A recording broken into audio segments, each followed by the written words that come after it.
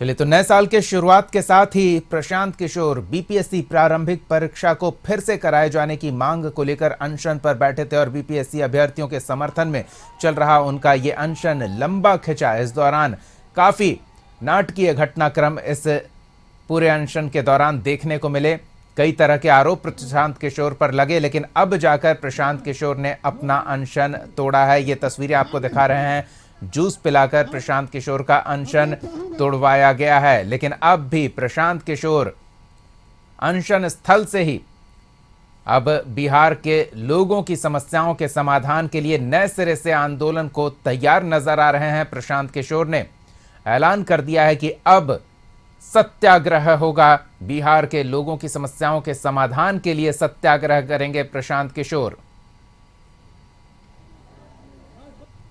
बिहार का कोई भी समाज का वर्ग जो अपने आप को दुखी फील कर रहा है, अकेला फील कर रहा है, वो यहाँ आए, अपनी आवाज रखे, इस विश्वास से रखे कि जन सुराज प्रशांत किशोर और हम सब युवाओं की ताकत और आवाज आपके साथ है।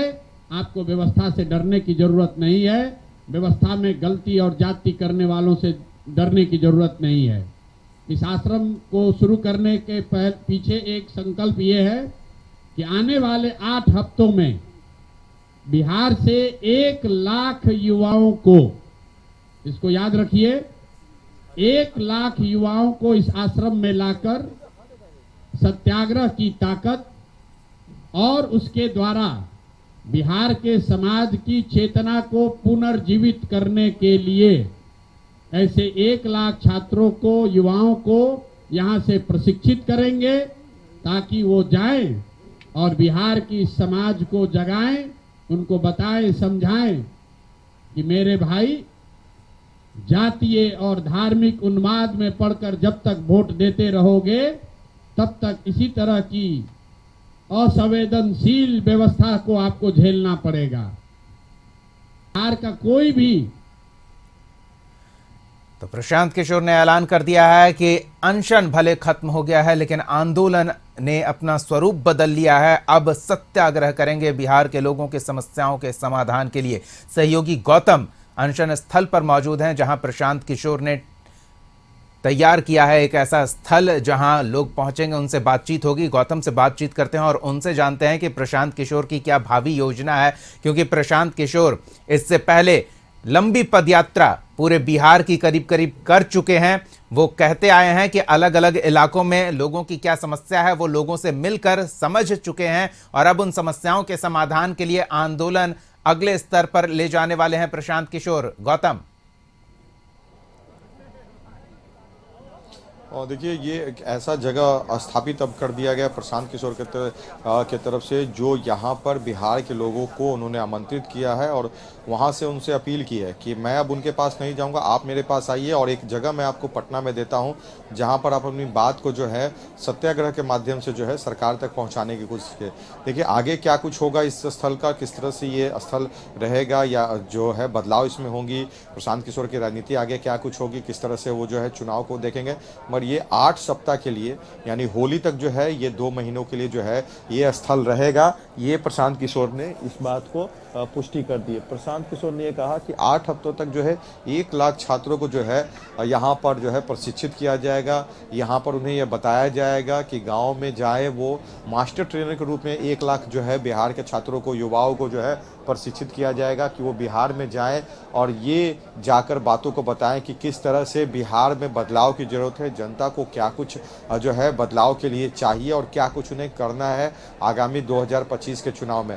यानी पूरी रणनीति जो है 2 महीने के लिए जो कहा जाता है कि यहाँ पर तय होकर जो है उन युवाओं को बताया जाएगा और वो प्रशिक्षित होंगे कि उन्हें कैसे काम करना है। देखिए, एक बड़ी लक्ष्य को लेकर उन्होंने कहा है कि 1 लाख युवा को यहाँ प्रशिक्षण देगा। खुद प्रशांत किशोर ने कहा कि वो यहाँ पर रहेंगे और यहाँ पर रहकर खुद वो प्रशिक्षण का जो है कार्यक्रम में हिस्सा बनेंगे। 20 तारीख से जो है आधिकारिक रूप से जो है यह स्थल, जो सत्याग्रह स्थल के नाम से जो है प्रशांत किशोर ने इसका नाम दिया गया है। यहाँ से उन युवाओं का, छात्रों का जो है प्रशिक्षण शुरू होगा, जो बिहार भर में जाएंगे और बिहार के युवाओं को, जो लोगों को जो है जो अपने साथ जोड़ेंगे।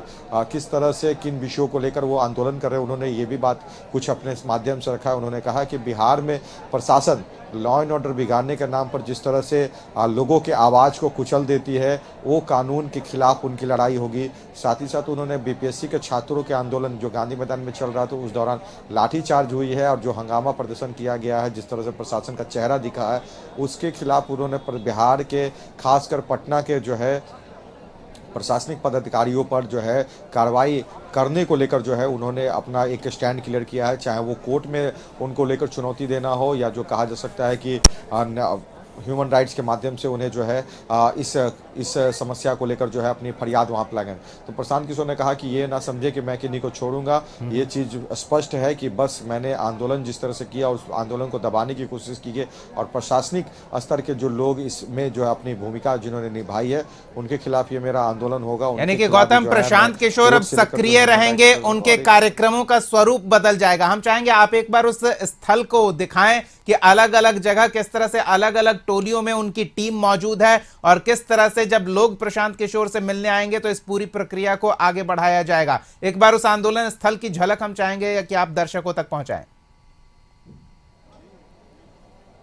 देखिए, कैमरामैन से जरूर कहूंगा कि वो चारों तरफ की तस्वीर दिखाएं, मंच किस तरह से तैयार किया गया है, किस तरह से जो है मंच पर बैठे हुए लोग हैं, यहाँ पर क्या कुछ गतिविधियाँ होंगी, कितना बड़ा ये जगह बनाया गया है और यहाँ पर जो कहा जा सकता है कि किस तरह से लोगों को जोड़कर उन्हें प्रशिक्षित किया जाएगा।